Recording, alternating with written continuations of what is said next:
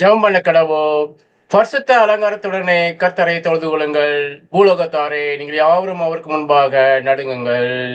இயேசுவே ஓமாய் தியானித்தார் கொல்லாம் கனியோமே கண்டார ஓமை காணுங்கள் பரமானந்தமே.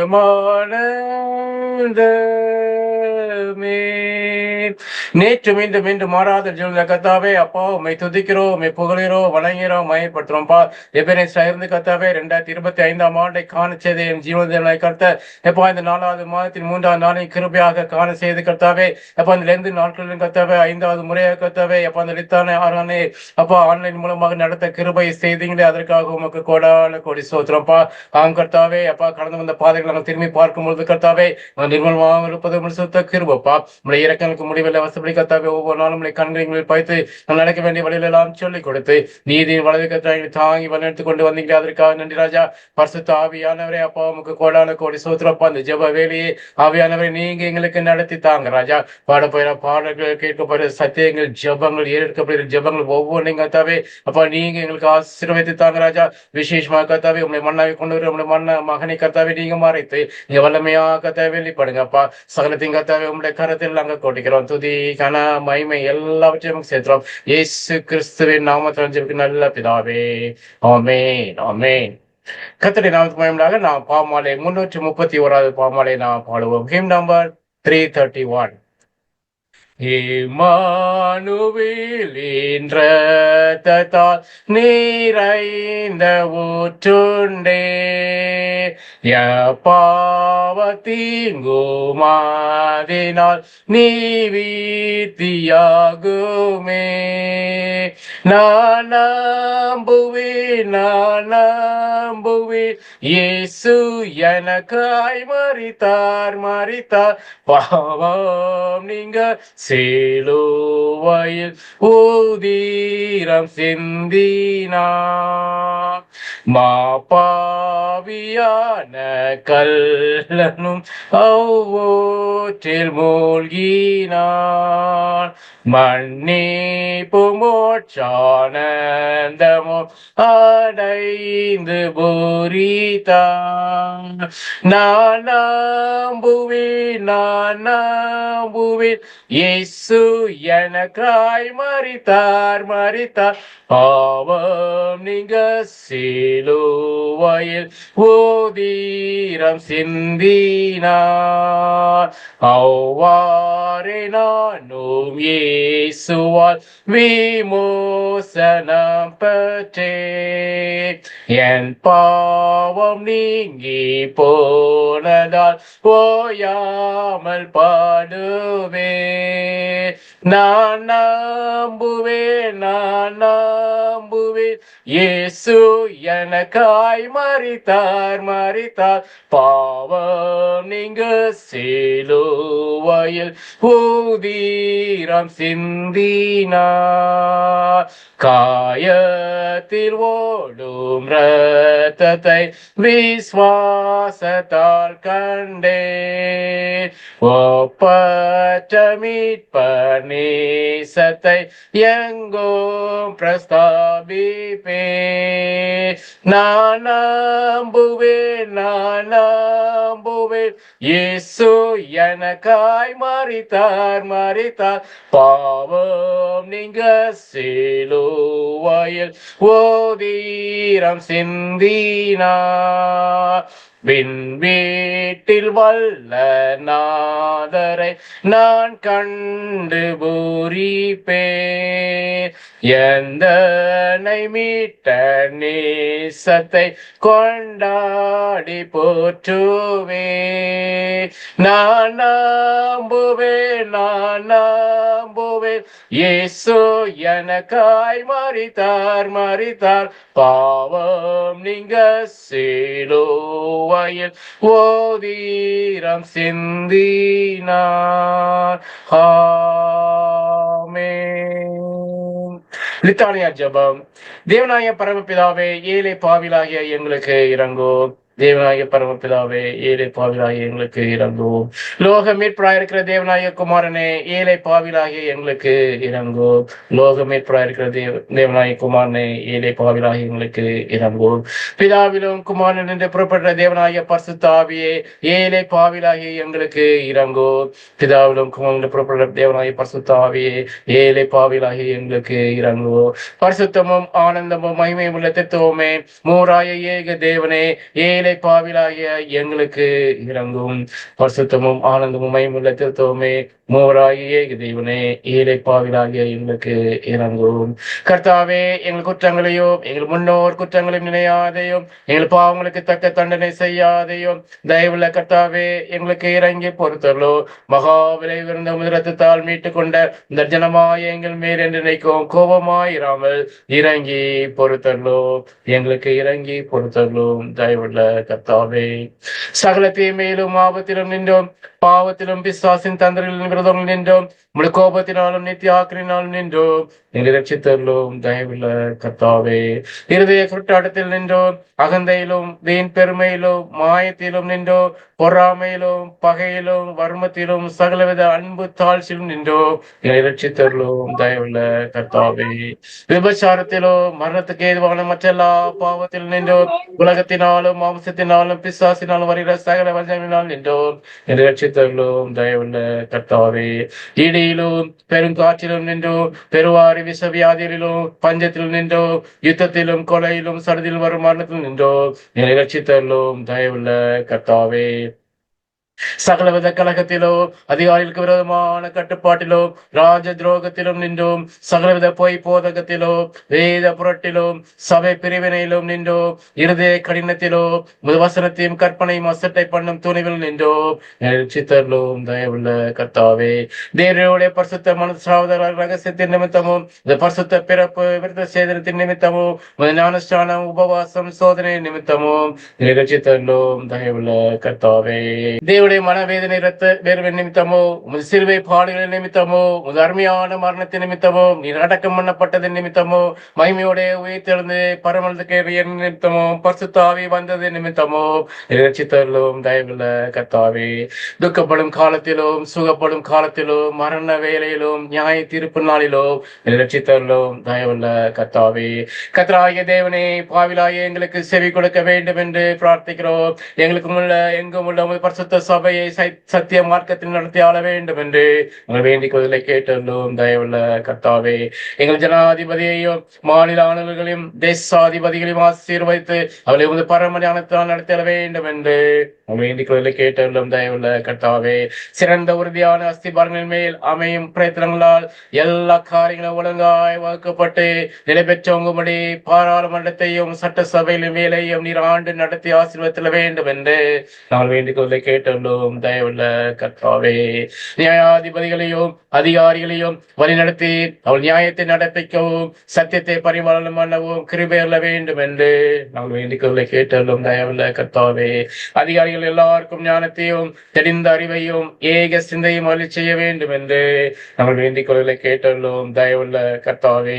எங்கள் தேசத்தை எல்லா மோசங்களிலும் விக்கிரங்களிலும் தற்காத்து நிலத்திலும் நீரிலும் ஆகாயத்திலும் பாதுகாப்புக்கு நியமிக்கப்பட்டிருக்கும் படைகளை பாதுகாத்துள்ள வேண்டும் என்று நாங்கள் வேண்டிக் கொள்ள கேட்டுள்ளோம் தயவுள்ள கர்த்தாவே. அத்தியட்சர்மார் குருமார் உதவி குருமார் யாவருக்கும் வசனத்தை பற்றிய மெய் அறிவாகிய பிரகாசத்தை அளித்து பிரசங்கத்தினாலும் நடக்கினாலும் வசனத்தை தகுதியாக பிரசித்தம் செய்து காண்பிக்கும்படி கிருபை செய்ய வேண்டும் என்று நாங்கள் வேண்டிக் கொள்ள கேட்டுள்ளோம் தயவுள்ள கர்த்தாவே. இக்காலத்தில் உதவி ஆயிரங்களாகவும் குரு பட்டம் பெறுபவரும் ஊழியக்காரரை ஆசீர்வதித்து அவர்கள் சபையின் பக்தி விருத்திக்காகவோ உடைய பரிசுத்த நாம மகிமைக்காகவோ தங்கள் திருப்பணி விடையை ஏற்ற விதமாய் நடப்பிக்கும்படி கிருபை அவர்கள் மேல் புரிந்துள்ள வேண்டும் என்று நாங்கள் வேண்டிக் கொள்ள கேட்டுள்ளோம் தயவுள்ள கர்த்தாவே.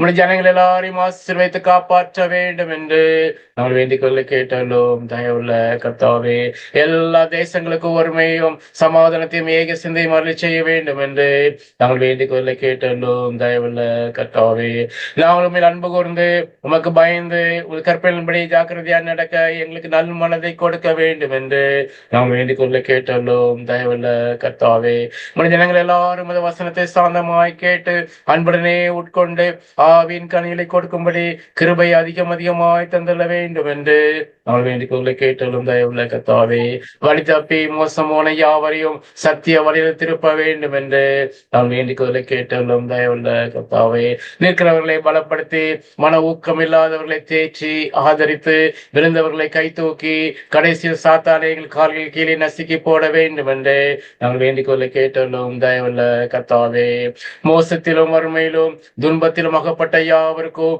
ஆதரவையும் சகாயத்தையும் ஆறுதலையும் செய்ய வேண்டும் என்று நான் வேண்டிக் கொள்ள கேட்டோம். தயவுள்ள கர்த்தாவே, நிலத்திலோ நீரிலோ ஆகாயத்திலோ யாத்திரை பணிகிற யாவரையோ பிரசவ வேதனைப்படுகிற ஸ்திரீகள் எல்லாரையும் சகல வியாதிக்காரரையும் குழந்தைகளையும் காப்பாற்றி காவலில் அடைப்பட்டவர்கள் சிறைப்பட்டவர்கள் யாவருக்கும் இரக்கம் செய்ய வேண்டும் என்று அவள் வேண்டிக் கொள்ள கேட்டுள்ளோம். தயவுள்ள கர்த்தாவே, தாய் தந்தை எல்லா பிள்ளைகளையும் கைம்பெண்களையும் திக்கற்றவர்கள் ஒடுக்கப்பட்டவர்கள் அனைவரையும் காத்து பராமரிக்க வேண்டும் என்று அவள் வேண்டிக் கொள்ள கேட்டுள்ளோம். தயவுள்ள கர்த்தாவே, எல்லா மனுஷருக்கும் இரக்கம் செய்ய வேண்டும் என்று அவள் வேண்டிக் கொள்ள கேட்டுள்ளோம். தயவுள்ள கர்த்தாவே, எங்களை பாய்க்கிறவர்களுக்கும் துன்பப்படுத்துகிறவர்களுக்கும் அவதூறு பணிகிறவர்களுக்கும் மன்னித்து அவள் இருதயத்தை திருப்ப வேண்டும் என்று நாம் வேண்டிக் கொள்ள கேட்டுள்ளோம். தயவுள்ள கர்த்தாவே, பூமி நற்பலன்களை அதன் காலத்தில் நாங்கள் அனுபவிக்கும்படி அவரை எங்கள் உபயோகத்துக்காக தந்து காப்பாற்ற வேண்டும் என்று நாம் வேண்டிக் கொள்ள கேட்டுள்ளோம். தயவுள்ள கர்த்தாவே, எங்களை மெய்யான மனந்திரங்களை தந்து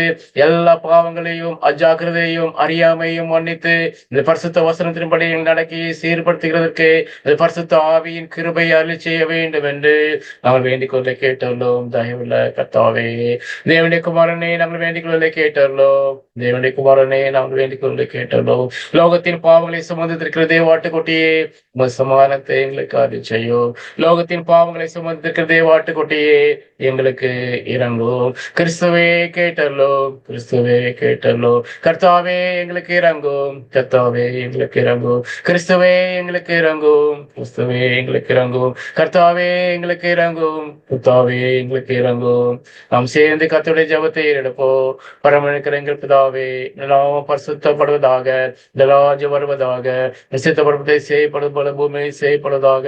அந்நியங்களை பற்றி எங்களுக்கு தாரோ, விரோதமாக குற்றம் செயல்களாக மன்னிக்கிறது போல என் குற்றங்களை இருக்க மன்னியும். எங்கள் சூழலுக்கு பிரவேசிக்க பண்ணாமல் தீமண்டை ரட்சித்துக் கொள்ளோ. ஆமே. கர்த்தாவே, எங்கள் பாவங்களுக்கு தக்கதாக எங்களை தண்டியாதேயோ, எங்கள் அக்கிரமங்களுக்கு தக்கதாக எங்களுக்கு சரி கெட்டாதேயோ. ஜெபம் வணக்கடவோ. நொறுங்குண்ட இருதயத்தையும் பெருமூச்சையும் துயரப்படைகளின் விருப்பத்தையும் புறக்கணையாத தேவனே, இரக்கமுள்ள பிதாவே, துன்பங்களும் இடுக்கண்களும் எங்களை வருத்தும் போதெல்லாம் நாங்கள் உம்மை நோக்கி செய்யும் ஜெபங்களை கிருபையாக கேட்டல்லோ. முதடியாராக நாங்கள் எந்த ஒவ்வொருத்தரையும் சேதப்படாமல் பரிசுத்த சபையில் எப்பொழுதும் உமக்கு ஸ்தோத்திரம் செலுத்தும்படியாக பிசாசும் மனிதரும் எங்களுக்கு விரோதமாக நடப்பிக்கும் உபாய தந்திரங்கள் யாவும் தேவனுடைய தயவுள்ள விசாரணையினாலே அவமாய் போகும்படி கர்த்தராகிய இயேசு கிறிஸ்துவின் நிமித்தம் கிருபை செய்தல்லோ. ஆமே. கர்த்தாவே, உமது நாமத்தின் நிமித்தம் இழந்தல்லே எங்களுக்கு சகாயம் செய்து எங்களை ரட்சியும். பராபரனே, எங்கள் பிதாக்கள் காலத்திலும் அவளுக்கு முந்தின பூர்வ காலத்திலும் தேவரை செய்த மகத்தான கிரைகளை எங்கள் பிதாக்கள் அறிவிக்க எங்கள் காதுகளால் கேட்டோம். கர்த்தாவே, உமது மகிமை பிரபாவத்தின் நிமித்தம் இழந்தல்லே எங்களுக்கு சகாயம் செய்து எங்களை ரட்சியும். பிதாவுக்கும் குமாரனுக்கும் பரிசுத்த ஆவிக்கும் மகிமை உண்டாவதாக. ஆதிலும் இப்பொழுதும் எப்பொழுதுமான சதாகாரங்களிலும் மகிமை உண்டாவதாக. ஆமென். கிறிஸ்துவே, எங்களுக்கு சத்துருக்களை விலக்கி எங்களை ரட்சியோ. கிருபையாய் எங்கள் உபத்திரங்களை கண்ணோக்கும். உருக்கமாய் எங்கள் மன விசாரங்களை பாரும். இரக்கமாய் உங்கள் ஜனத்தின் பாவங்களை மன்னியும். தயவாய் இரக்கத்துடன் எங்கள் ஜபங்களை கேளும். தாவீதின் மைந்தனே, எங்களுக்கு இறங்கும். கிறிஸ்துவே, இப்பொழுதும் எப்பொழுதும் சேவை கொடுத்தல்லோ. கிறிஸ்துவை கிருபையா கேளும். கிறிஸ்துநாதரை கிருபையா கேளும். கர்த்தாவே, உம்முடைய இரக்கத்தை எங்களுக்கு காண்பியோ. நாங்கள் உம்மிடத்திலே நம்பிக்கை வைத்திருக்கிறோம்.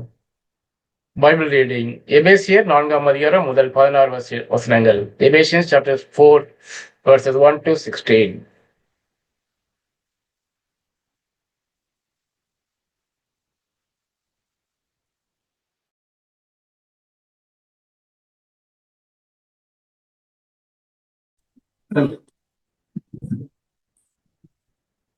எபேசியர் 4ஆம் அதிகாரம் 1 முதல் 16 முடிய. ஆதலால் கர்த்தர் நிமித்தம் கட்டுண்டவன் ஆகிய நான் உங்களுக்கு சொல்லுகிற புத்தி என்னவெனில், நீங்கள் அழைக்கப்பட்ட அழைப்புக்கு பாத்திரவான்களாய் நடந்து மிகுந்த மனத்தாழ்மையையும் சாந்தமும் நீடிய பொறுமையும் உடையவர்களாய் அன்பினால் ஒருவரை ஒருவர் தாங்கி சமாதான கட்டினால் ஆவியின் ஒருமையை காத்துக் கொள்வதற்கு ஜாக்கிரதையாய் இருங்கள். உங்களுக்கு உண்டான அழைப்பினாலே நீங்கள் ஒரே நம்பிக்கைக்கு அழைக்கப்பட்டது போல ஒரே சரீரமும் ஒரே ஆவியும் உண்டு. ஒரே கர்த்தரும் ஒரே விசுவாசமும் ஒரே ஞானஸ்நானமும் எல்லோருக்கும் ஒரே தேவனும் பிதாவும் உண்டு. அவர் எல்லோர் மேலும் எல்லாரோடும் உங்கள் எல்லோருக்குள்ளும் இருக்கிறவர். கிறிஸ்துவனுடைய ஈவின் அளவுக்கு தக்கதாக நம்மில் அவனவனுக்கு கிருபை அளிக்கப்பட்டிருக்கிறது. ஆதலால் அவர் உன்னதத்திற்கு ஏறி சிறைப்பட்டவர்களை சிறையாக்கி மனுஷர்களுக்கு வரங்களை அளித்தார் என்று சொல்லியிருக்கிறார். ஏறினார் என்பதினாலே அவர் அதற்கு முன்னே பூமியின் தாழ்விடங்களில் இறங்கினார் என்று விளங்குகிறதல்லவா. இறங்கினவரையே எல்லாவற்றையும் நிரப்பத்தக்கதாக எல்லா வானங்களுக்கும் மேலாக உன்னதத்திற்கு ஏறினவரமாயிருக்கிறார். மேலும் நாம் அனைவரும் தேவனுடைய குமாரனை பற்றும் விசுவாசத்திலும் அறிவிலும் ஒருமைப்பட்டவர்களாகி கிறிஸ்துவனுடைய நிறைவான வளர்ச்சியின் அளவுக்கு தக்க பூரண புருஷராகும் வரைக்கும் பரிசுத்தவான்கள் சீர்பொருந்தும் பொருட்டு சுவிசேஷ ஊழியத்தின் வேலைக்காகவும் கிறிஸ்துவின் சரீரமாகிய சபையானது பக்தி விருத்தி அடைவதற்காகவும் அவர் சிலரை அப்போஸ்தலராகவும் சிலரை தீர்க்க தரிசிகளாகவும் சிலரை சுவிசேஷகராகவும் சிலரை மேய்ப்பராகவும் போதகராகவும் ஏற்படுத்தினார். நாம் இனி குழந்தைகளாயிராமல் மனுஷருடைய தூதும் வஞ்சிக்கிறதற்கு ஏதுவான தந்திரமுள்ள போதகமாகிய பலவித காற்றினாலே அலைகளைப் போல அடிக்கப்பட்டு அலைகிறளாயிராமல் அன்புடன் சத்தியத்தை கை கொண்டு தலையாகிய கிறிஸ்துவுக்கள் எல்லாவற்றிலேயும் நாம் வளருகிறவர்களாயிருக்கும்படியாக அப்படி செய்தார். அவராலே சரீரம் முழுவதும் அதற்கு உதவியாக இருக்கிற சகல கணுக்களினாலும் இசையாய் கூட்டி இணைக்கப்பட்டு ஒவ்வொரு அவயவமும் தன் தன் அளவுக்கு தக்கதாய் கிரியை செய்கிறபடியே அது அன்பினாலே தனக்கு பக்தி விருத்தி உண்டாகுவதற்கு ஏதுவாக சரீர வளர்ச்சியை உண்டாக்குகிறது. ஆமேன்.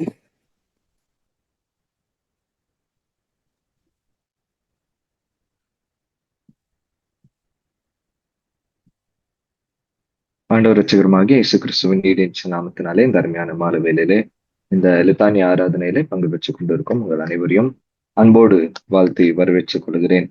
5வது வாரத்திற்குள்ளாக இந்த லண்டனும் காலங்களிலே பிரவேசிக்கவும் இந்த 5வது லித்தானிய ஆராதனைக்குள்ளாக கலந்து கொள்வதற்கு தேவன் நமக்கு அரிய தருணத்தை தந்திருக்கிறார். அதை எண்ணி ஆண்டவருக்கு நன்றி செலுத்துகிறேன்.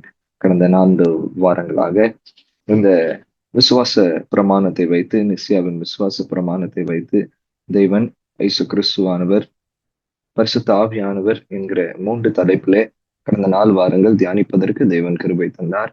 இந்த வாரத்திலையும் அதோடு தொடர்ச்சியாக பரிசுத்த ஆவியானவரை விசுவாசிக்கிறேன் என்று கூறினதற்கு பின்பதாக விசுவாச பிரமாணத்துல நாம் கூறுகிற காரியம் என்னவென்றால், ஒரே பொதுவான அப்போஸ்தல திருச்சபை உண்டு என்று என்ன செய்கிறேன்? விசுவாசிக்கிறேன். ஒரே பொதுவான அப்போஸ்தல திருச்சபை உண்டு என்று விசுவாசிக்கிறேன். தலைகளை தாழ்த்தி நாம் ஜெபிப்போம். நேசிக்கிற அன்பின் ஆண்டவரே, இந்த அருமையான மாலை வேளையில ஒரு விசையாக இந்த ஆன்லைன் வாயிலாக நாங்கள் இணைந்து கொள்ளும்படியாக கிருபை தந்திருக்கிறீங்க. நன்றி செலுத்துகிறோம். ஆண்டவரே, இந்த நாளிலும் தேவன் இந்த திருச்சபை என்கிற எங்களை நீர் எதற்காக ஏற்படுத்தியிருக்கிறீர் என்கிறதை ஒரு விசையாக ஞாபகப்படுத்திக் கொள்ள, ஒரே பொதுவான அப்போஸ்தல திருச்சபையிலே நாங்கள் விசுவாசித்து அங்கமாக இருந்து தொடர்ந்து செயல்படுவதற்கு உறுதியாக ஆண்டவரே இந்த உங்களுடைய வார்த்தைகள் காணப்பட தேவரீர் எங்கள் கிருபை செய்தார்களும் எங்களை தாழ்த்தி அர்ப்பணிக்கிறோம். நீரை பொறுப்படுத்திக் கொள்ளும். இயேசு கிறிஸ்து நாமத்தினாலே ஜெபிக்கிறோம், அன்பின் பரலோக பிதாவே, ஆமென். ஒரே பொதுவான அப்போஸ்தல திருச்சபை உண்டு என்று விசுவாசிக்கிறேன். திருச்சபை அல்லது சபை அப்படின்ட்டு சொன்ன உடனே நம்ம அநேகருக்கு அல்லது எல்லாருக்குமே நினைவு வர்றது, நம்மளுடைய மனதிலே காணப்படுகிற காரியம் என்னவென்றால் ஒரு ஸ்ட்ரக்சர். திருச்சபை என்பது ஒரு அமைப்பு அல்லது ஒரு கட்டடம் என்பதுதான் நமக்கு அதிகமாக ஞாபகம் வருகிறதாக இருக்கிறது. இருப்பினும் தேவனானவர் திருச்சபை என்று சொல்லும் போது அது கட்டடத்தை குறிக்கிறதாக அல்ல, அது கட்டடத்தை மாத்திரம் குறிக்கிறதாக அல்ல, அது ஒரு அமைப்பை மாத்திரம் குறிக்கிறதாக அல்ல, ஆனால் அதை காட்டிலும் வேதாகமத்துல பார்க்கும்போது இந்த திருச்சபை, இந்த சபை என்பதற்கு ஒரு பெரிய ஆழமான அர்த்தங்களை நாம் என்ன செய்யலாம்? வாசிக்கலாம். நீங்க முதலாவது முறையாக இந்த சபை என்கிற வார்த்தை வேதாகமத்துல நீங்க பார்க்கணும் அப்படின்னா, அநேகர் முதலாவது புதிய ஏற்பாட்டுக்கு தான் என்ன செய்வாங்க? திரும்புவாங்க. புதிய ஏற்பாட்டிலே மத்தேயுல தான் என்ன செய்வாங்க? எடுத்து சொல்லுவாங்க, இங்கதான் என்னது சபை உருவானது. இயேசு கிறிஸ்துவானவர் பேதுரை பார்த்து சொன்னதற்கு பின்பதாக அந்த சபையானது உருவானது என்பது நம்மளுடைய எண்ணங்களாக இருக்கிறது. இருப்பினும் நீங்க பாத்தீங்க அப்படின்னா யாத்திராகமம் 12ஆம் அதிகாரம் 3வது வசனம், யாத்திராகமம் 12ஆம் அதிகாரம் 3வது வசனம், எகிப்தின் அடிமைத்தனத்திலிருந்து இஸ்ரவேலின் ஜனங்களை தேவன் வெளியே அழைத்து வந்து அடிமைத்தனத்திலிருந்து அவர்களை விடுதலை ஆக்கினதற்கு பின்பதாக இந்த பஸ்கா என்கிற பண்டிகையை அவர்கள் ஆசரிக்கும்படியாக இந்த பஸ்கா ஆட்டுக்குட்டியை அவர்கள் அனுசரிக்கும்படியாக அதற்கு பின்பதாக யாத்திராகமம் 12ஆம் அதிகாரம் 3வது வசனத்திலே எப்பொழுது தேவனானவர் கர்த்தரானவர் மோசேயை நோக்கி அவர் பேசுகிறாரோ அப்போ அவர்கிட்ட கூறுகிற காரியம் என்னவென்றால், நீங்கள் இஸ்ரவேல் சபையார் யாவரையும் நோக்கி, நீங்கள் இஸ்ரவேல் சபையார் யாவரையும் என்ன செய்யுங்க? நோக்கி கூற வேண்டிய காரியம். சபையார் அல்லது சபை அப்படின்ட்டு சொல்லும்போது அது ஒரு கட்டடத்தையோ ஒரு அமைப்பையோ குறிக்கிறது அல்ல. ஆனால் இந்த அடிமைத்தனத்திலிருந்து விடுதலையாக்கப்பட்டு இந்த அடிமைத்தனத்திலிருந்து காப்பாற்றப்பட்டு தேவனாலே வழிநடத்தப்பட்டு பிரித்தெடுக்கப்பட்ட ஒரு கூட்டம் தான் சபை என்று தேவன் அங்கே மோசேக்கு சொல்லுகிறவராக இருக்கிறார். மோசேயும் ஆரோனை பார்த்து என்ன சொல்கிறார்? நீங்கள் இந்த சபையாரை பார்த்து என்ன செய்யுங்க? சொல்லுங்க. நீங்க இதை தொடர்ந்து நீங்க வாசிங்க அப்படின்னா யாத்திராகமம், என்னாகமம், உபாகமம், லேவியராகமம், இந்த எல்லா ஆகமங்களில நீங்க பார்க்கும்போது இந்த சபையார் என்கிற வார்த்தை மீண்டும் மீண்டுமாக என்ன செய்யப்பட்டிருக்கிறோம்? பயன்படுத்தப்பட்டிருக்கிறோம். You talk to the assembly people group அப்படின்ட்டு நம்ம என்ன செய்யலாம்? ஆங்கிலத்துல கூப்பிடலாம். அப்போ எப்படியாக இருக்கிறது என்றால், தெரிந்து கொள்ளப்பட்ட ஒரு ஜனங்கள் தான் சபையாக என்ன செய்யப்படுகிறது? காணப்படுகிறது. பிரித்தெடுக்கப்பட்ட ஒரு கூட்டம் தான் சபையாக காணப்படுகிறது. யார் அந்த நாளிலே இந்த யாத்திராகமம் 12ஆம் அதிகாரத்திற்கு வரும்போது யார் அந்த ஆட்டுக்குட்டியானவரின் இரத்தத்தை எடுத்து அந்த நிழல் காலிலே பூசினார்களோ அவர்கள் காப்பாற்றப்பட்டது நிமித்தமாக அவர்கள் யாவரும் சபையார் என்று அங்கீகரிக்கப்பட்டு அழைக்கப்பட்டு இந்த சீனாய் மலைக்கு அடிவாரத்திலே அவர்கள் கடந்து வருகிறவர்களாக இருக்கிறார்கள். மோசே அவர்களுக்கு தலைவராக இருந்து அவர்களை கானான் என்கிற சுதந்திரமான தேசத்திற்குள்ளாக அவரை நடத்துகிறவராக இருக்கிறார். ஆனால் இந்த சபையார் என்கிற வார்த்தையானது இந்த 4 ஆகமங்கள்ல மாத்திரமே வருமே தவிர அதற்கு பின்பதாக அவர்கள் கானானுக்குள்ளாக பிரவேசிக்கும் போது இங்க சபையார் என்கிற வார்த்தை என்ன செய்கிறது? காணாமல் போகிறதாக காணப்படுது. அங்க சபையார் என்கிற வார்த்தை வராதபடிக்கு இஸ்ரவேலின் ஜனங்கள், தேவனுடைய ஜனங்கள், தேவனுக்கு பிரியமான ஜனங்கள், தேவனுக்கு பிரியம் இல்லாத ஜனங்கள், பாவம் செய்கிற ஜனங்கள், நீதியிலே வாழுகிற ஜனங்கள் அப்படின்ட்டு இந்த ஜனங்கள் என்ன செய்யப்படுகிறாங்க? வித்தியாசமாக குறிப்பிடப்படுகிறத நம்ம என்ன செய்யலாம்? வரலாறுல வேதாகமத்துல என்ன செய்யலாம்? பார்க்கலாம். அதற்கு பின்பதாக சபையார் எங்க வருது அப்படின்ட்டு பார்த்தோம் அப்படின்னாதான் மத்தேயு 16ஆம் அதிகாரம் 18ஆம் வசனத்துலதான் இயேசு கிறிஸ்துவானவர் சீஷர்களை பார்த்து ஒரு கேள்வி கேட்கிறாரு. நிறைய பேர் என்னை குறித்து பலவிதமான காரியங்கள் கூறுகிறார்கள். சிலர் என்னை தீர்க்கதரிசி என்று சொல்லுகிறார்கள், சிலர் என்னை போதகர் என்று சொல்லுகிறார்கள், சிலர் என்னை சுகம் கொடுக்கிறவர் என்று சொல்லுகிறார்கள், பல விதமாக சொல்லுகிறார்கள். நீங்கள் என்ன சொல்லுகிறீர்கள் என்று சீஷரை பார்த்து கேட்கும்போது பேதுரு சொல்லுகிறார். பேதுரு அந்த சீமோன் பேதுரு பிரதியுத்தரமாக மத்தேயு 16ஆம் அதிகாரம் 16வது வசனத்துல சொல்லுகிறார், நீர் ஜீவனுள்ள தேவனுடைய குமாரனாகிய கிறிஸ்து என்று என்ன செய்கிறார்? கூறுகிறவனாக இருக்கிறான். அதற்குதான் இயேசு கிறிஸ்துவானவர் சொல்லுகிறார், மாம்சமோ ரத்தமோ உலக பிரகாரமான காரியமோ இது உனக்கு வெளிப்படுத்தவில்லை, ஆனால் தேவனாகிய பிதாவே இது உனக்கு வெளிப்படுத்தி இருக்கிறார் அப்படின்ட்டு கூறி 18ஆம் வசனத்திலே மேலும் நான் உனக்கு சொல்லுகிறேன், நீ பேதுருவாய் இருக்கிறாய், இந்த கல்லின் மேல் என் சபையை என்ன செய்வேன்? கட்டுவேன். இந்த கல்லின் மேல் இந்த விசுவாசம், நீ கூறின இந்த ஜீவனுள்ள தேவனுடைய குமாரனாகிய இயேசு என்கிற இந்த விசுவாச வாக்கியத்திலே நான் சபையை என்ன செய்வேன்? கட்டுவேன். அப்போ யாரெல்லாம் இயேசு கிறிஸ்துவை தேவனுடைய குமாரன் என்று ஏற்றுக்கொள்ளுகிறார்களோ, ஜீவனுள்ள தேவனுடைய குமாரன் என்று இரட்சகர் என்று ஏற்றுக்கொண்டு அவருடைய இரத்தத்தினாலே கழுவப்பட்டு ஒரே இடத்திலே கூடுகிறார்களோ, அவர்கள் யாவருமே சபையார் என்று என்ன செய்யப்படுகிறவர்களாக இருக்கிறார்கள், கூடப்படுகிறவர்களாக இருக்கிறார்கள். இன்னும் புதிய ஏற்பாட்டை பார்க்கும்போது 4 விதமான பதமானது இந்த சபையார் என்கிற நமக்கு என்ன செய்யப்பட்டிருக்கிறது, கொடுக்கப்பட்டிருக்கிறது. என்னவென்றால், முதலாவது பதம் என்ன அப்படின்னா, இந்த சபையானது நம்மளுடைய சரீரத்தோடு ஒப்பீடு பண்ணப்பட்டிருக்கிறதாக இருக்கிறது.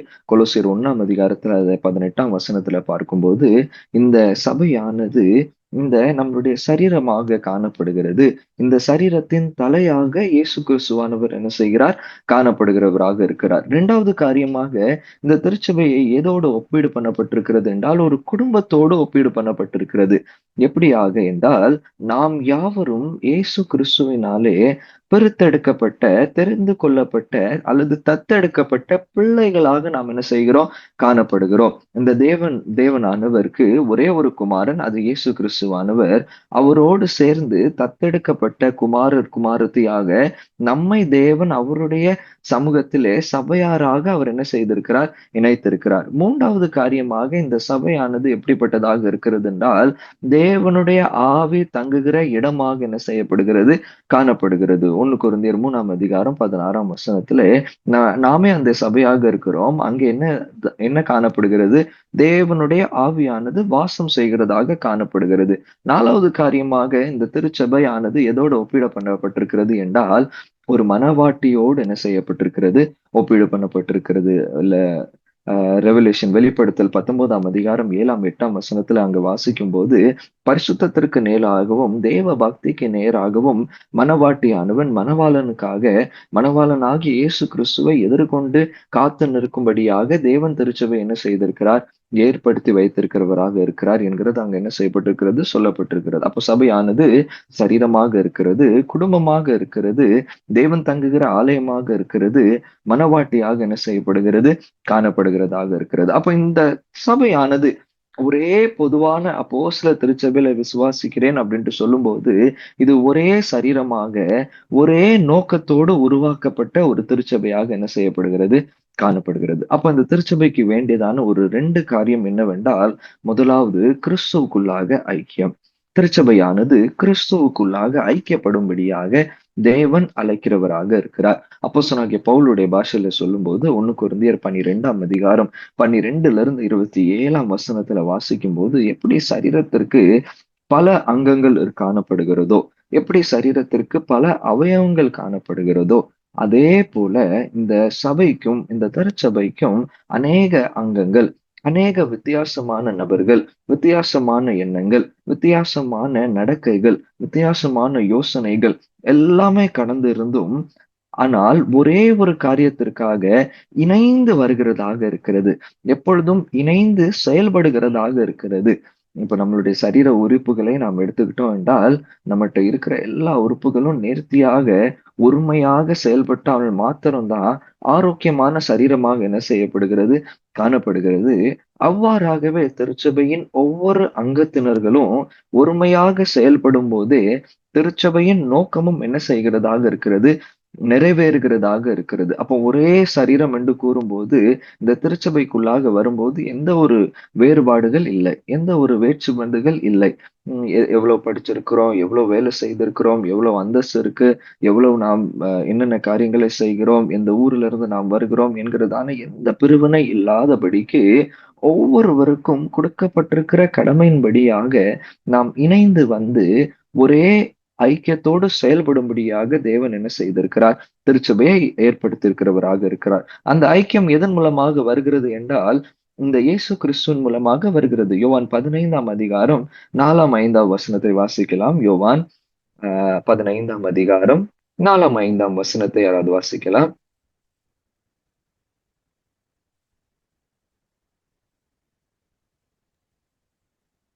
என்னில் நிலைத்திருங்கள், நானும் உங்களில் நிலைத்திருப்பேன். கொடியானது திராட்சை செடியில் நிலைத்திராவிட்டால் அது தானாய் கனி கொடுக்க மாட்டாதது போல, நீங்களும் என்னில் நிலைத்திராவிட்டால் கனி கொடுக்க மாட்டீர்கள். நானே திராட்சை செடி, நீங்கள் கொடிகள். ஒருவன் என்னிலும் நான் அவனிலும் நிலைத்திருந்தால் அவன் மிகுந்த கனிகளை கொடுப்பான். என்னை அல்லாமல் உங்களால் ஒன்றும் செய்யக்கூடாது. கனி கொடுக்கிறதற்கு ஒரே ஒரு வழிதான், நாம் இணைந்து வந்து செயல்படுவதற்கு, இணைந்து வந்து நாம் உன்னடியாக செயல்படுவதற்கு ஒரே வழிதான் இருக்கிறது. என்னவென்றால், நான் இந்த இயேசு கிறிஸ்துவானவர் திராட்சை செடியாக என்ன செய்கிறார்? காணப்படுகிறவராக இருக்கிறார். நாம் எல்லாரும் அதன் கொடியாக என்ன செய்கிறோம்? காணப்படுகிறோம். வெவ்வேறு விதமான கொடியாக காணப்பட்டாலும், இந்த திராட்சை செடியோடு நாம் இணைந்திருந்தால் மாத்திரமே நாம் என்ன செய்கிறவர்களாக இருக்கிறோம்? கனி கொடுக்கிறவர்களாக என்ன செய்கிறோம்? காணப்படுகிறோம். அப்போ இந்த இயேசு கிறிஸ்துவானவரோடு நாம் எப்பொழுதும் இணைந்திருந்து நாம் ஒருமையாக செயல்படுவதற்கு தேவன் திருச்சபை என்ன செய்கிறார்? அழைக்கிறவராக காணப்படுகிறார். இந்த திருச்சபைக்கு எப்பொழுதும் தலைவர் இயேசு கிறிஸ்துவாக இருக்கிறார். எப்பொழுதும் தலையானது கிறிஸ்துவாக என்ன செய்கிறது? இருக்கிறது. தலையானது போதகரோ, தலையானது ஒரு வல்லமையான ஸ்பீக்கரோ, ஒரு வல்லமை கொடுக்கிற அல்லது சுகத்தை கொடுக்கிற அற்புதத்தை செய்கிறவர் அல்லவே அல்ல. இந்த உலக பிரகாரமாக யாருமே இந்த திருச்சபைக்கு தலையாக இல்லை. ஆனால் தேவனே இந்த இயேசு கிறிஸ்துவானவரே தலையாக என்ன செய்கிறார்? காணப்படுகிறவராக இருக்கிறார். அவர் லவோதிக்கேயா திருச்சபைக்குள்ளாக வரும்போது, வெளிப்படுத்தல் 3ஆம் அதிகாரத்துல வரும்போது, அந்த 3ஆம் அதிகாரம் லவோதிக்கேயா சபையில பார்த்து சொல்கிறார், இங்க குளிரும் இல்லை அனலும் இல்லை அப்படின்ட்டு சொல்லிவிட்டு 3வது அதிகாரம் 20ஆம் வசனத்துல சொல்லுகிறார், நான் வாசல் அண்டையில வந்து என்ன செய்கிறேன்?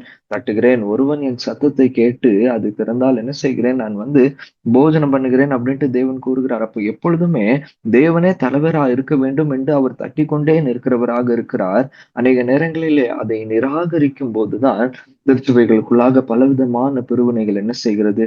காணப்படுகிறதாக இருக்கிறது. இந்த திருச்சபையை இணைக்கும்படியாகவே இந்த இயேசு கிறிஸ்துவானவர் மரித்து பரிசுத்த ஆவியானவரை நமக்குள்ளாக என்ன செய்திருக்கிறார்? அனுப்பியிருக்கிறவராக இருக்கிறார். வரலாறை எடுத்து பார்ப்போம் என்றால் அப்போஸ்தலர் 2ஆம் அதிகாரத்திலே பரிசுத்த ஆவியானுடைய வரங்கள் என்ன செய்யப்படுகிறது? அனுப்பப்படுகிறதாக இருக்கிறது. அநேக இடங்களிலிருந்து என்ன செய்கிறார்கள்? ஜனங்கள் வருகிறார்கள். பல பாஷை பேசுகிறவர்கள் வருகிறார்கள். பல கலாச்சாரத்திலே சார்ந்தவர்கள் வருகிறார்கள். இதுவரைக்கும் அவர்கள் தேவனை குறித்து பல எண்ணங்களை கொண்டவர்களாக என்ன செய்கிறார்கள்? காணப்பட்டு வருகிறவர்களாக இருக்கிறார்கள். ஆனால் இப்போ இணைந்து வந்து ஒரே திருச்சபையாக அவர்கள் இந்த தேவனுடைய சமூகத்திலே வந்து நிற்கும் போது பரிசுத்த ஆவியானவரின் வரங்கள் அவர்களுக்குள்ளாக கொடுக்கப்படுகிறது. அவர்கள் அந்நிய பாஷையினாலே நிரப்பப்பட்டு எல்லாரும் புரிந்து கொள்ளும்படியாக அந்த பாஷையானது அவர்களுக்கு விளங்குகிறதாக காணப்படுகிறது. அது தேவனை வெளிப்படுத்துகிறதாக இருக்கிறது. இது நிமித்தமாக திருச்சபையானது வளர என்ன செய்தது? தொடங்கினது. அந்த ஜனங்கள் எங்கெங்கயோ இருந்தாங்க. இந்த பண்டிகைக்காக இங்க வந்தாங்க. இந்த பண்டிகைக்காக வந்து நிற்கும் போது அவர்கள் அறிந்து கொள்கிறார்கள், இந்த இயேசுவே மெய்யான தேவன் என்று அவர்கள் தெரிந்து கொண்டு, அறிந்து கொண்டு, ஏற்றுக்கொண்டு, அதே 2வது அதிகாரத்திலே 3000 பேர் என்ன செய்யப்படுகிறார்கள்? ஆண்டவருடைய நாமத்தை ஏற்றுக்கொண்டு ஞானஸ்தானத்தை பெறுகிறவர்களாக இருக்கிறாங்க. இன்னும் நீங்க பாத்தீங்க அப்படின்னா தொடர்ந்து 4ஆம் அதிகாரத்துல வாசித்து பார்ப்போம் என்றால், ஒரே இருதயத்தோடும் ஒரே சிந்தையோடும் செயல்படுகிறபடினாலே அநேகர் சபைக்குள்ளாக என்ன செய்யப்படுகிறார்கள்?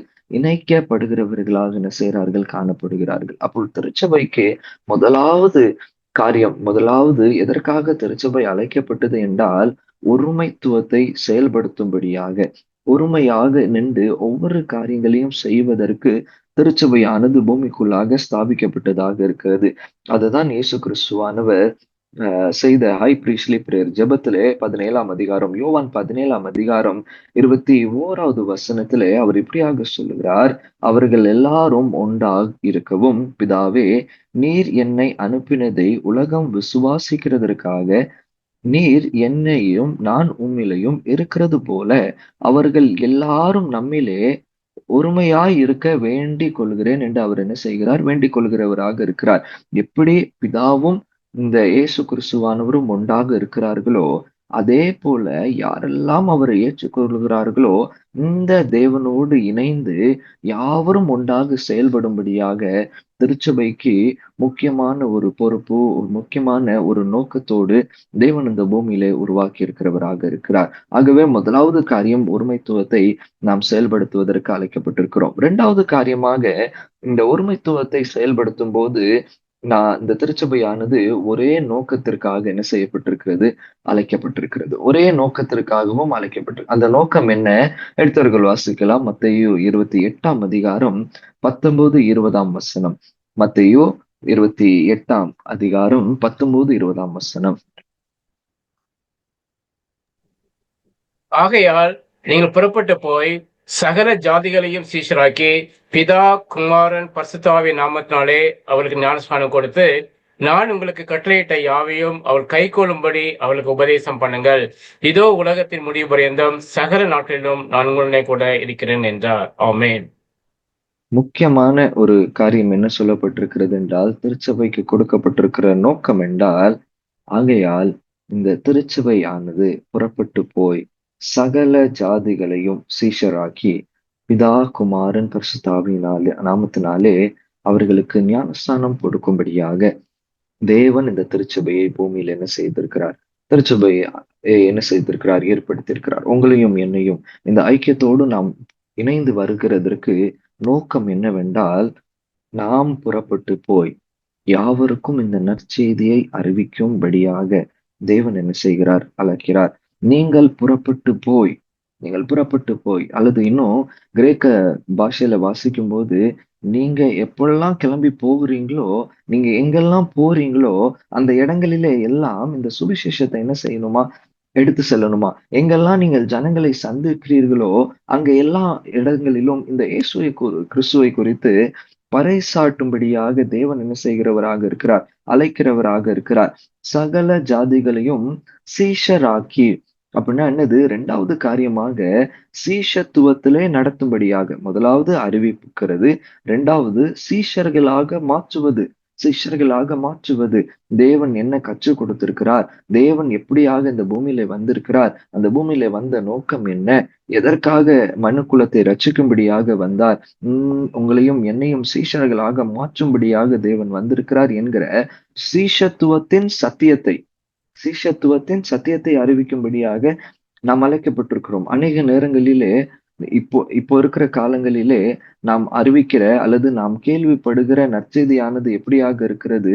நீங்க இயேசு கிறிஸ்துட்ட வாங்க, ஆண்டவர் உங்களுக்கு இதை தருவார், உங்களுக்கு சுகத்தை தருவார், உங்களுக்கு ஆசீர்வாதத்தை தருவார், உங்களுக்கு உலக மேன்மையை தருவார், ப்ரமோஷனை தருவார், உங்களுக்கு பிள்ளைகளை தருவார் அப்படின்ட்டு பலவிதமான நற்செய்தி என்று என்ன செய்கிறார்கள்? கூறுகிறவர்களாக இருக்கிறார்கள். ஆனால் அது நற்செய்தி அல்ல. நற்செய்தி என்பது சகல ஜாதிகளையும் சீஷத்துவத்திற்குள்ளாக அழைப்பதே நற்செய்தியாக என்ன செய்கிறது? காணப்படுகிறதாக இருக்கிறது. அந்த சீஷத்துவத்தை அங்கீகரிக்கிறவர்களுக்கு வெளிப்பிரகாரமாக ஞானஸ்தானம் கொடுக்கும்படியாக தேவன் என்ன செய்கிறவராக இருக்கிறார்? அழைக்கிறவராக இருக்கிறார். நீங்க வாசித்து பார்த்தீங்க, ரோமர் 10ஆம் அதிகாரம் 14, 15ஆம் வசனத்தை வாசித்து பார்த்தீங்க, எடுத்து வாசித்து பார்த்தீங்க அப்படின்னா, இந்த சுவிசேஷம் கேள்விப்படாவிட்டால், இந்த நற்செய்தி அறிவிக்கப்படாவிட்டால் அவர்கள் இயேசுவை குறித்து அறிவதற்கான எந்த ஒரு வாய்ப்பும் இல்லாதபடியாக என்ன செய்கிறது? காணப்படுகிறதாக இருக்கிறது. ஆகவே திருச்சபைக்கு கொடுக்கப்பட்டிருக்கிற பெரிய பொறுப்பு என்னவென்றால், இந்த சத்தியத்தை அறிவிக்கும்படியாக, ஜனங்களுக்குள்ளாக இந்த சுவிசேஷத்தை கொண்டு செல்லும்படியாக தேவன் அழைக்கிறவராக இருக்கிறார். அப்போஸ்தலர் 8ஆம் அதிகாரம் 26 40 வசனத்துல வாசிக்கும் போது, பிலிப்பு கடந்து போகும்போது ஒரு எத்தியோப்பியனை அவன் என்ன செய்கிறான்? கண்டுகொள்கிறவனாக இருக்கிறான். அவன் ஒரு பெரிய லீடராக இருக்கிறான், ஒரு தலைமைத்துவம் வாழ்ந்த ஒரு இடத்துல காணப்படுகிறான். ஆனா அவனை பார்த்த உடனே பரிசுத்த ஆவியினாலே அவன் ஏவப்பட்டு இந்த இயேசு கிறிஸ்துவானுடைய நற்செய்தி அவனோடு என்ன செய்கிறான்? பகிர்ந்து கொள்கிறவனாக இருக்கிறான். உடனடியாக அந்த எத்தியோப்பியன் என்ன சொல்கிறான்? நான் என்ன செய்யணும்? ஞானஸ்தானம் எடுக்கணுமா? இப்ப என்ன செய்யணும்? ஞானஸ்தானம் எடுக்கணுமா? இங்க பாரு, இங்கே என்னது இருக்கு? தண்ணி இருக்கு, நம்ம உடனே போய் என்ன செய்வோம்? ஞானஸ்தானம் எடுப்போம் அப்படின்ட்டு என்ன செய்கிறான்? அங்க நடத்தப்படுகிறத பார்க்கிறோம். இதே போலதான் நம்மை சுத்திலும் அநேகர் சத்தியத்தை அறியும்படியாக அவளோடு காத்திருக்கிறவர்களாக இருக்கிறார்கள். அவர்களுக்கு திருச்சபையா ஆகிய நாம் இந்த சத்தியத்தை அறிவிக்கும்படியாக தேவன் என்ன செய்கிறவராக இருக்கிறார்? நம்மை அழைக்கிறவராக இருக்கிறார். அப்படி நாம் இந்த ஆண்டவருடைய சத்தியத்தை கூறுவதற்கு என்ன செய்யப்பட்டிருக்கிறோம்? இந்த பூமியிலே திருச்சபையாக நியமிக்கப்பட்டிருக்கிறோம். அது மாத்திரம் அல்லாதபடிக்கு நம்மளுடைய ஒளியை எப்பொழுதும் பிரகாசிக்கும்படியாக, மத்தேயு 5ஆம் அதிகாரம் 16ஆம் வசனம், ஒளி என்ன செய்யட்டும்? பிரகாசித்துக் கொண்டிருக்கட்டும். அந்நியர்கள் பார்க்கட்டும். அந்நிய ஜனங்கள் பார்க்கும்போது, நாம் ஒவ்வொரு இடங்களிலே கடந்து செல்லும் போது, திருச்சபையாக இணையும் போது, நம்மளுடைய நடக்கைகள், நம்மளுடைய செயல்பாடுகள் நம்மிலே ஒரு வித்தியாசத்தை காணும்படியாக தேவன் நம்ம என்ன செய்கிறவராக இருக்கிறார்? அழைக்கிறவராக இருக்கிறார். அதற்காகவே தேவன் நமக்கு வரங்களை என்ன செய்திருக்கிறார்? வரங்களை தந்திருக்கிறார். அதைதான் வாசிக்கிட்ட வேத பகுதி எபேசியர் 4ஆம் அதிகாரத்தில் என்ன செய்தோம்?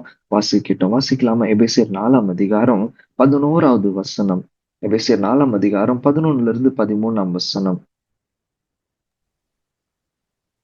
மேலும் நாம் அனைவரும் தேவனுடைய குமாரனை பற்றும் விசுவாசத்திலும் அறிவிலும் ஒருமைப்பட்டவர்களாகி கிறிஸ்தனுடைய நிறைவான வளர்ச்சியின் அளவுக்கு தக்க பூரண புருஷராகும் வரைக்கும் பரிசுத்தவான்கள் சீர் பொருந்தும் பொருட்டு சுவிசேஷ ஊழியத்தின் வேலைக்காகவும் கிறிஸ்துவின் சரீரமாகிய சபையானது பக்தி விருத்தி அடைவதற்காகவும் அவர் சிலரை அப்போஸ்தலராகவும் சிலரை தீர்க்கதரிசிகளாகவும் சிலரை சுவிசேஷர்களாகவும் சிலரை மேய்ப்பர்களாகவும் போதகராகவும் ஏற்படுத்தினார்.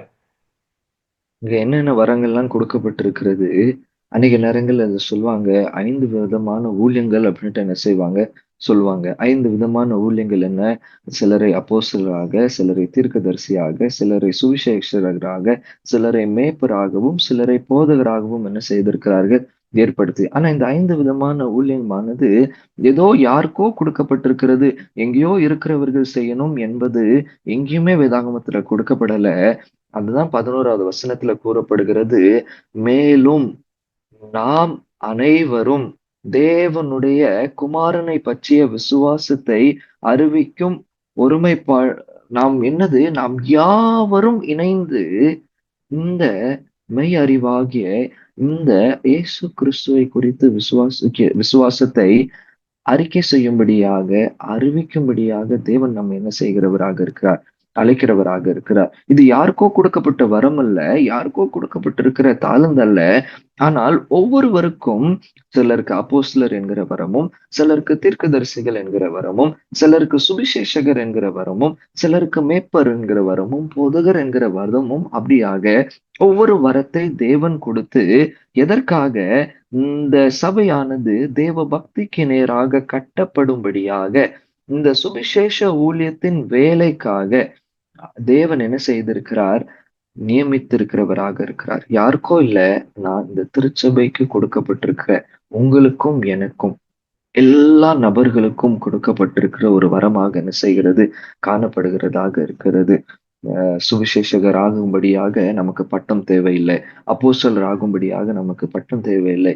ஆனால் நாம் இருக்கிற இடங்களிலே இந்த சுவிசேஷத்தை அறிவிக்கவும், இந்த நாம் இருக்கிற இடங்களிலே நம்மளுடைய நடக்கையின் மூலமாக ஜனங்களை ஆண்டவருடைய பட்சத்திற்குள்ளாக கொண்டு வரவும் தேவன் நம்ம என்ன செய்கிறவராக இருக்கிறார்? அழைக்கிறவராக இருக்கிறார். அப்படியே அப்போ அந்த திருச்சபைக்கு கொடுக்கப்பட்டிருக்கிறதான முக்கியமான பொறுப்புகளிலே முதலாவது சுவிசேஷ ஊழியம், 2வது சீஷத்துவம், 3வது விசுவாசிகளை சீர்படுத்தும்படியாக, பலப்படுத்தும்படியாக தேவன் என்ன செய்கிறவராக இருக்கிறார்? நம்மை அழைக்கிறவராக இருக்கிறார். அப்போ ஒவ்வொருத்தருக்கும் கொடுக்கப்பட்ட பொறுப்பிலே நேர்த்தியாக செயல்படுவதற்கு தேவன் நம்மை அழைக்கிறவராக இருக்கிறார். ஆகவே இந்த திருச்சபை ஸ்தாபிக்கப்பட்ட நோக்கத்தை அறிந்து நாம் ஒருமையாக செயல்பட்டு தேவன் திருச்சபைக்கு வைத்திருக்கிற நோக்கத்தை நிறைவேற்றும் போதே நாம் ஒரே பொதுவான அப்போஸ்தல திருச்சபை உண்டென்று நாம் விசுவாசிக்கிறவர்களாக இருக்கிறோம். இந்த ஒரே பொதுவான அப்போஸ்தல திருச்சபை என்றால் ஒரே ஐக்கியமும் ஒரே நோக்கத்தோடு செயல்படுகிற திருச்சபையாக இருக்கிறது. அந்த ஒரே நோக்கத்தோடு செயல்படுவதற்கு தேவன் நம்ம என்ன செய்திருக்கிறவராக இருக்கிறார்? அழைத்திருக்கிறவராக இருக்கிறார். ஜான் கால்வின் என்கிற தேவ மனிதன் எப்படி இயேசு கிறிஸ்துவானவர் திருச்சபையின் தலையாக இருக்கிறார் என்கிறதை குறித்து ஒரு காரியத்தை கூறும்போது சொல்லுகிறார், we cannot have God as our father unless we have church as our mother.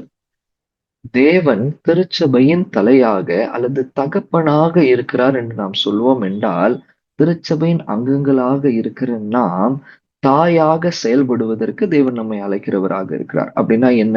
அந்த ஒருமைப்பாடுக்குள்ளாக கொண்டு வந்து ஜனங்களை சீஷத்துவத்திலே நடத்தவும், ஜனங்களை ஆதரிக்கவும், அன்பு கூறவும் திருச்சபையின் அங்கங்களுக்கு தேவன் என்ன செய்திருக்கிறாரா?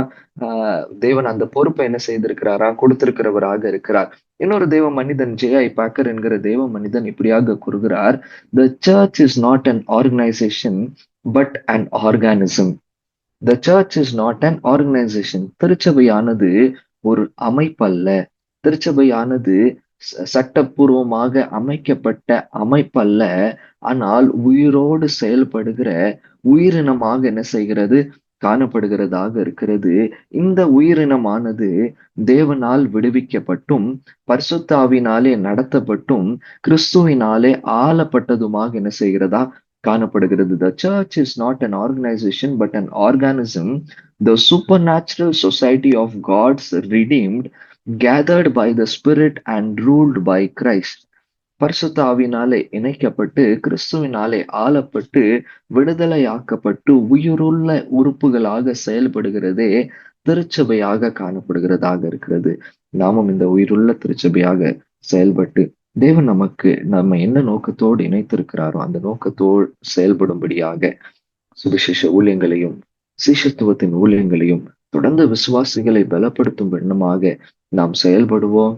ஒருமைப்பாடை முன்னிலை வைத்து எப்பொழுதும் நாம் செயல்படும் போது தேவனும் நம்மிலும் நம்மளுடைய திருச்சபைகளிலும் பிரியமா இருப்பதற்கு வல்லவராக இருக்கிறார். தேவன் தாமே இந்த திருவார்த்தை ஆசீர்வதிப்பாராக. ஆமென். ஆமென்.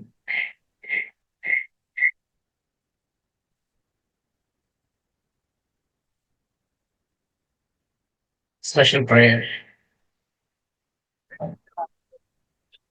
நன்றி பிதாவே, நன்றி நன்றி நன்றி அப்பா. அருமையான இந்த மாலை வேலைக்காக உமக்கு நன்றி செலுத்துகிறோம்.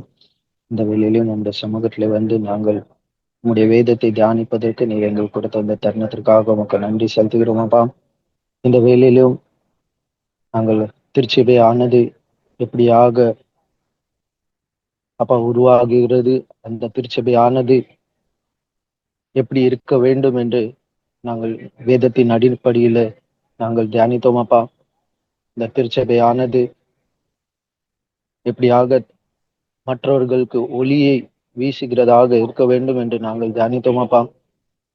அந்த திருச்சபையில இருக்கிற ஒவ்வொரு அங்கத்தினரும் நாங்கள் எப்படியாக ஒன்று கூடி ஒரு மனதோடு ஒரு சிந்தனையோடு செயல்பட வேண்டும் என்று நாங்கள் தியானித்தோம் அப்பா. அப்ப இந்த வேதத்தின்படி நாங்கள் நடப்பதற்கு நீர் எங்களுக்கு உதவி செய்ய வேண்டும் என்று ஜெபிக்கிறோம். அது மாத்திரம் அல்லாமல் மற்றவர்களுக்கு தேவன் அந்த நற்செய்தியை நாங்கள் கூறுவதற்கு நீர் எங்களுக்கு உதவி செய்ய வேண்டும் என்று ஜெபிக்கிறோம். நீர் என்ன நோக்கத்தோடு திருச்சபையை உருவாக்கி இருக்கிறீரோ அந்த நோக்கத்தை நாங்கள் செயல்படுத்துவதற்கு நீர் எங்கள் திருச்சபையில இருக்கிற ஒவ்வொரு அங்கத்தினருக்கும் உம்முடைய பரிசுத்த ஆவியானவரை நீர் ஊற்ற வேண்டும் என்று ஜெபிக்கிறோம். உதவி செய்ய வேண்டும் என்று ஜெபிக்கிறோம் அப்பா. நீர் எங்களோடு இருக்கும்போது இந்த காரியங்களை நாங்கள் நிறைவேற்றுவதற்கு எங்களுக்கு பலன் ஆனது பூர்ணமாக இருக்கிறதப்பா. இந்த வேலையிலும் அப்பா விசேஷமாக மோசஸ் அண்ணனுடைய குடும்பத்திற்காக ஜெபிக்கிறோம். மோசஸ் அண்ணனுடைய குடும்பத்து செல்வி அக்கா, கிங்ஸ்லின், பிரதீப், ரைசன் ஒவ்வொருத்தருக்காகவும் ஜெபிக்கிறோம் அப்பா. இந்த குடும்பத்தை நீர் மட்டும் பாதுகாத்து வழி நடத்தி வந்திரே அந்த அன்பிற்காக தயவிற்காக உமக்கு கோடான கோடி நன்றி செலுத்துகிறோம். இந்த வேலையிலும் இந்த குடும்பத்தை உங்களுடைய சமூகத்துல வைக்கிறோம் அப்ப. இந்த குடும்பத்துடைய எல்லா விதமான காரியங்களையும் நீர் ஒருவர் மாத்திரமே அறிந்திருக்கிறீர்கள். அந்த எல்லாவற்றையும் இந்த கருத்துல வைக்கிறோம் அப்பா. எல்லா விதமான ஏற்று தாழ்விலும் நீர் அவங்களோடு இருந்தீர். தேவைகளை சந்தித்து நல்ல பலத்தை, சுகத்தை, ஆரோக்கியத்தை தந்திருக்கிறீர். இம்மட்டும் வேண்டிய எல்லா பலத்தையும் தந்திரே அதற்காக உமக்கு நன்றி செலுத்துகிறேன். இன்னும் வரப்போகிற நாட்களில கூட அப்பா உமக்காக எழும்பி பிரகாசிக்கிற ஒரு குடும்பமாக செயல்பட உதவி செய்ய வேண்டும் என்று ஜெபிக்கிறோம். உண்மையிலே எப்போதும் உம்முடைய விசுவாசத்திலே தரித்திருக்கிற ஒரு குடும்பமாக இருக்க வேண்டும் என்று ஜெபிக்கிறோம். ஆவிக்குரிய வாழ்க்கையில இந்த குடும்பமானது இன்னும் அதிகமாக வளர வேண்டும் என்று ஜெபிக்கிறோம். அவங்க செய்கிற செயல்கள் ஒவ்வொன்றும் உமக்கு பிரியமுள்ளதாக இருக்க வேண்டும் என்று ஜெபிக்கிறோம். இந்த குடும்பத்தை முற்றிலும் நீர் வேலையடைத்து பாதுகாத்து கொள்ள வேண்டும் என்று ஜெபிக்கிறோம். இந்த சமுதாயத்திலே அவங்க இருக்கும்போது உண்மை வெளிப்படுத்துகிறவர்களாக காணப்படுவதற்கு இந்த குடும்பத்தை நீர் ஆசீர்வதிக்க வேண்டும் என்று ஜெபிக்கிறோம் அப்பா. இந்த குடும்பத்தில் இருக்கிற எல்லா தேவைகள் நீர் ஒருவர் மாத்திரமே அறிந்திருக்கிறீர். அந்த தேவைகளை நீர் ஏற்ற நாட்களிலே நீர் சந்திக்க வேண்டும் என்று ஜெபிக்கிறோம். அவங்க ஏறெடுக்கிற ஒவ்வொரு ஜெபத்திற்கான பதிலையும் நீர் கொடுக்க வேண்டும் என்று ஜெபிக்கிறோம் அப்பா. மோசஸ் அண்ணன் செய்கிற வேலையிலே அப்பா நீர் அவங்களுடைய கையின் பிரயாசத்தை நீர் ஆசீர்வதிக்க வேண்டும் என்று ஜெபிக்கிறோம். வண்டி ஓட்டும் போது அவங்களோடு நீங்கள் கூட இருக்க வேண்டும் என்று ஜெபிக்கிறோம். தேவதூதர்களை கொண்டு பாதுகாத்துக் கொள்ள வேண்டும் என்று ஜெபிக்கிறோம். அதே போல செல்வி அக்காக்காகவும் அவங்க தங்களுடைய அப்பா வீட்டிலே உள்ள வேலையை செய்யும்போது அவங்களுக்கு வேண்டிய ஏற்ற ஞானத்தையும் பலத்தையும் தர வேண்டும் என்று ஜெபிக்கிறோம் அப்பா. உமக்குள்ளே எப்போதும் நிலைத்திருப்பதற்கு உதவி செய்ய வேண்டும் என்று ஜெபிக்கிறோம். அதே போல கிங்ஸ்லின்காக ஜெபிக்கிறோம் அப்பா. மகனுக்கு நல்ல தாளந்தை கொடுத்திருக்கிறீர், அதற்காக நன்றி செலுத்துகிறேன். அவனுக்குள்ளே அந்த தாளந்தை கொடுத்து நல்ல வாஞ்சியை கொடுத்திருக்கீங்க. அதற்காக நன்றி செலுத்துகிறேன் அப்பா. அப்பா இன்னுமாக அதிகமாக அந்த கீபோர்டை கற்றுக்கொண்டு உமக்காக உம்முடைய நாம மகிமைப்படுவதற்காக வாசிப்பதற்கும் உதவி செய்ய வேண்டும் என்று ஜெபிக்கிறோம். அதற்கு வேண்டிய எல்லா ஏற்ற ஞானத்தையும் அந்த மியூசிக் வேண்டிய எல்லா விதமான சென்ஸ் நாலேஜ் எல்லாவற்றையும் நீர் கொடுக்க வேண்டும் என்று ஜெபிக்கிறோம். நீரே பொறுப்பெடுத்து வழி நடத்தும் அப்பா. அவனுடைய படிப்பிலையும் நீர் அவனோடு எல்லா வேண்டிய எல்லா ஞானத்தை கொடும். அதுபோல பிரதீப்காக ஜெபிக்கிறேன் அப்பா. மகனை நீர் மட்டும் பாதுகாத்து வழி நடத்துகிறே, அதற்காக நன்றி. நல்ல பலன் சுகத்தை தந்திருக்கீங்களே, அதற்காக நன்றி. மகனை நீர் எடுத்து வழி நடத்தும், உள்ளத்தின் வாஞ்சிகளை நிறைவேற்றும் அப்பா. ஹல்லேலூயா, சோத்திரம் அப்பா. நீர் என்ன நோக்கத்தோடு அவனை வைத்திருக்கிற அந்த நோக்கத்தை செயல்படுவதற்கு உதவி செய்ய வேண்டும் என்று ஜெபிக்கிறோம். அவனுடைய படிப்பிலும் நீர் கூட இருக்க வேண்டும் என்று ஜெபிக்கிறோம். படிக்கிற பாடங்கள் ஒவ்வொன்றும் ஞாபகம் வைப்பதற்கும் அதை சரியானபடி எக்ஸாம்ஸ்ல நல்ல மதிப்பெண் எடுக்கிறதுக்கு நீர் உதவி செய்ய வேண்டும் என்று ஜெபிக்கிறோம். அதே போல ரைசனுக்காக ஜெபிக்கிறோம். ரைசனையும் நீர் வழி நடத்தி வந்து கொண்டிருக்கிறீர், அதற்காக உமக்கு நன்றி. இன்னும் வருகிற நாட்களிலே இன்னும் அதிகமாக உமக்குள் செயல்படுவதற்கு உதவி செய்ய வேண்டும் என்று ஜெபிக்கிறோம். மகனுக்கு வேண்டிய கல்வி ஞானத்தை தாருமப்பா. நல்ல பலம் சுகம் ஆரோக்கியத்தை தாருமப்பா.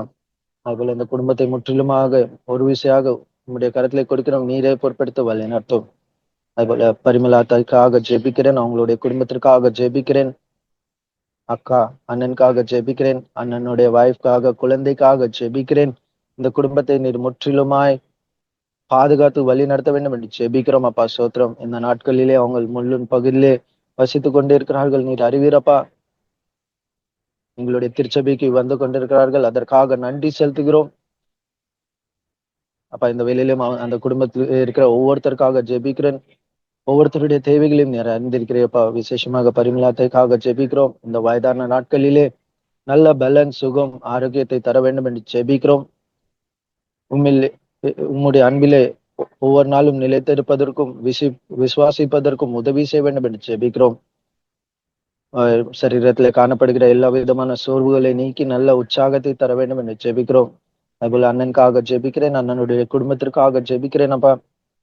அவங்க செய்கிற வேலைகளிலே உங்களுடைய கரம் இடைப்படட்டும். எடுக்கிற எல்லா முடிவுகளிலும் அப்பா உங்களுடைய சித்தம் இருக்கட்டும்.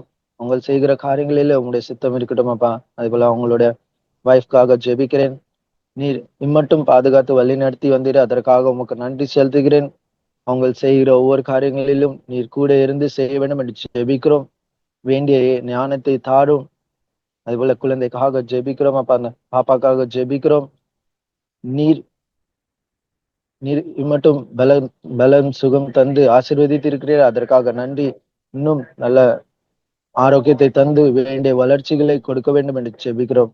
அந்த குடும்பத்தை முற்றிலுமாய் நீர் ஆசீர்வதித்து பலப்படுத்த வேண்டும் என்று ஜெபிக்கிறோம் அப்பா. ஹல்லேலூயா, சோத்திரம் அப்பா. அதுபோல அக்காக்காக ஜெபிக்கிறேன். அவங்களுடைய சிந்தனைகளை எல்லாவற்றையும் இந்த கருத்துல வைக்கிறோம். நீரை பொறுப்படுத்தி வழி நடத்தும். ஏற்ற நாட்களிலே ஏற்ற நன்மைகளை பெற்றுக்கொள்வதற்கு உதவி செய்ய வேண்டும் என்று ஜெபிக்கிறோம். என்ன சிந்தனை கொண்டிருக்கிறார்கள் என்று நீ ஒருவர் மாத்திரமே அறிந்திருக்கிறேன். அந்த சிந்தனை எல்லாவற்றையும் நிறைவேற்றி எல்லா விதமான காரியங்களும் அற்புதமாக வழி நடத்தி தர வேண்டும் என்று ஜெபிக்கிறோம். வேலை பார்க்கிற இடத்துல உங்களுடைய நாம மகிமைப்படத்தக்கதான காரியங்களை செய்வதற்கு உதவி செய்ய வேண்டும் என்று ஜெபிக்கிறோம். எல்லா விதமான காரியங்களும் உங்களுடைய கருத்துல கொடுக்கிறோம். இந்த குடும்பத்தை முற்றிலுமாய் கொடுக்கிறோம். நீரே பொறுப்படுத்த வழி நடத்தும். இந்த இரு குடும்பத்தை நீர் ஆசீர்வதித்து பலப்படுத்த வேண்டும் என்று ஜெபிக்கிறோம். மீதியான வேலையை உங்களுடைய கருத்துல வைக்கிறேன். இயேசுவின் நாமத்தினாலே கேட்கிற ஜெபத்தை ஏற்றுக்கொள்ளும். ஆமென். ஆமென். ஆமென். ஜெபம் எடுக்கிறோம். பிதாவே, எங்கள் பலவீனங்களை இரக்கமாய் நோக்கி பார்த்து நியாயமாய் எங்களுக்கு வர வேண்டிய தீங்குகள் எல்லாவற்றையும் உமது நாமத்துக்கு மகிமையுண்டாக விலக்கி எங்களுக்கு நேரிடும் எல்லா துன்பங்களிலும் நாங்களும் உமது இரக்கத்தை பூரணமாய் நம்பி பற்றி கொள்ளவும் உமக்கு கனமும் மகிமையும் உண்டாக எப்பொழுதும் மாசில்லாத பரிசுத்த நடக்க உள்ளவல்லாய் உமை சேவிக்கவும் கிருபை செய்ய வேண்டும் என்று ஒரே மத்தியஸ்தரும் காரிய கத்திரமாய் இயேசு கிறிஸ்துவின் மூலமாய் மனத்தாழ்மையோட வேண்டிக் கொள்கிறோம். இத்தனத்தில் ஒருமைப்பட்டு உண்மை நோக்கி எங்கள் பொதுவான விண்ணப்பங்களை செய்ய எங்களுக்கு கிருபரித்து சர்வவல்லமையுள்ள தேவனே, 2 பேராவது 3 பேராவது என் நாமத்தினாலே கூடி வரும்பொழுது ஒரு கேட்கிறவில்லை அருளி செய்வேன் என்று வாக்கில் இருக்கிறீரே. கர்த்தாவே, உமது எங்களுக்கு வேண்டிய நன்மைகள் உண்டாக எங்கள் விருப்பங்களையும் வேண்டுதல்களையும் இப்பொழுது நிறைவேற்றி இம்மையிலே உங்களுடைய சத்தியத்தை அறிவையோ மறுமையிலே நித்திய ஜீவனையும் எங்களுக்கு கட்டளையிட்டோ. ஆமென். கடைசியாக நாம் பாமாலை 88 நாம் படிட்டு நாம் பாடுவோம். Him number 88. இந்த அருள் காலத்தில் கர்த்தரே உம் பாதத்தில் பணிவோம் உழந்தாளில் தீர்ப்பு நாள் வரும் முன்னே எங்கள் பாவமுணர்ந்து கண்ணி சேர்ந்த ஏவுமே மோட்ச வாசல் இயேசுவே பூட்டு முன்யம் பேரிலே தூய ஆவி ஊற்றுமே உந்தன் இரத்த வேர்வையால் செய்த மாமன்றாட்டினார் சாக சம்மதித்ததா சீயோ நகர்காய் கண்ணீர் விட்டதாலும் தேவரே எங்கள் மேலிறங்குவே நாங்கள் உம்மை காணவே அருள் காலம் போமுன்னே தஞ்சமியும் இயேசுவே. ஆமென்.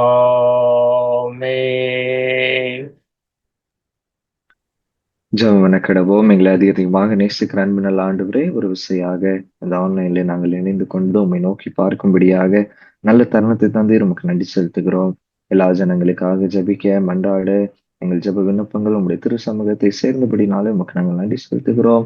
எங்களுடைய குடும்பங்களையும் நினைத்துக் கொள்ள, ஆண்டவரே திருச்சபையின் அங்கங்களையும் நினைத்துக் கொள்ள எங்களுக்கு கிருபை பாராட்டி நீர் உமக்கு நன்றி செலுத்துகிறோம்.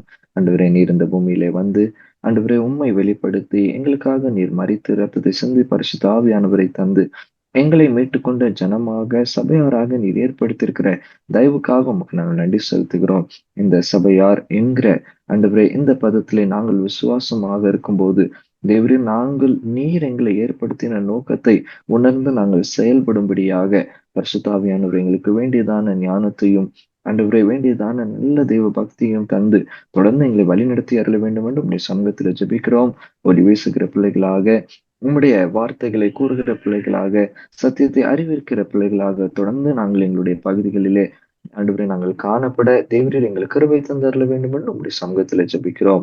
உயிருள்ள உறுப்புகளாக ஒவ்வொரு நாளும் நாங்கள் செயல்பட, உயிர்பட்ட திருச்சபையாக அங்கங்களாக நாங்கள் ஒவ்வொரு நாளும் ஒருமித்து செயல்பட எங்கள் ஒவ்வொருவருக்கும் கிருபை செய்தாலும் ராத்திரி வேலை எங்கள் நித்திரைகளை இன்பமாக்கி தாங்க. அதிகாலையில மெத்ததுக்கு துதியோடு எழும்பி எங்கள் கொடுக்கப்பட்டிருக்கிற எல்லா கடமைகளை நேர்த்தியாக செய்வதற்கு தேவன் எங்களை பலப்படுத்தி அருளும். தாழ்த்தி அர்ப்பணிக்கிறோம். நீரே பொறுப்படுத்திக் கொள்ளும். ஏசு கிறிஸ்து நாமத்தினாலே ஜெபிக்கிறோம். அன்பின் பரலோக பிதாவே, ஆமென். ஆண்டவராகிய இயேசு கிறிஸ்துனுடைய கிருபையும் பிதாவாகி தேவனுடைய அன்பும் பரிசுத்த ஆவியானவருடைய அந்யோன்ய ஐக்கியமும் சமாதானமும் வழி நடத்துதலும் நம் அனைவரோடு மீண்டும் மீண்டும் சதா காலமும் தங்கியிருப்பதாக. ஆமென். என் ஆத்துமாவே கர்த்தரை சோஸ்திரி, என் முழுவலுமே பரிசுத்த நாமத்தை சோஸ்திரி. ஆத்துமாவே கர்த்தரை சோஸ்திரி, கர்த்தர் செய்த சகல உபகாரங்களையும் மறவாதே. ஆமென்.